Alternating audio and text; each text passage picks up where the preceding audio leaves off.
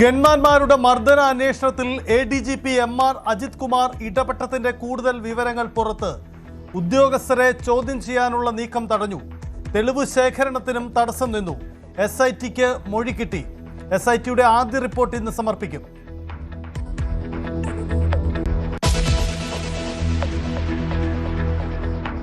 PSC rank ലിസ്റ്റുകളുടെ കാലാവധി നീട്ടി. സർക്കാർ ശുപാർശ PSC അംഗീകരിച്ചു. 289 റാങ്ക് ലിസ്റ്റുകളുടെ കാലാവധി നീട്ടും.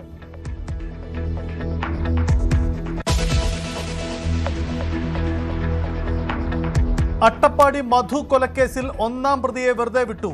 ശിക്ഷ ഒഴിവാക്കണമെന്ന മറ്റ് പ്രതികളുടെ അപേക്ഷ തള്ളി. നരഹത്യ ഉൾപ്പെടെയുള്ള വകുപ്പുകൾ നിലനിൽക്കും.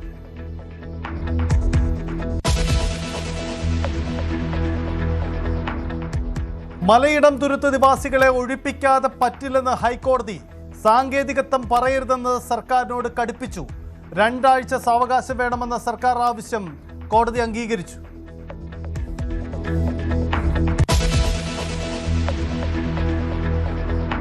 പെട്രോളിനും ഡീസലിനും വീണ്ടും വില കൂടി. ഇന്ന് കൂടിയത് ലിറ്ററിന് ₹2.61 വീതം. 10 ദിവസത്തിനിടെ കൂട്ടുന്നത് 4ാം തവണ. പശ്ചിമേഷ്യൻ യുദ്ധം പ്രതിസന്ധിയാകുന്നു.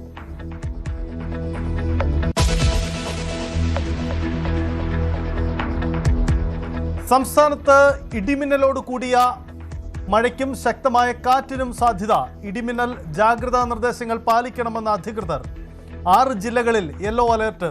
കാലവർഷം കേരളത്തിലെത്താൻ വൈകുമെന്നും കാലാവസ്ഥാ നിരീക്ഷണ കേന്ദ്രം.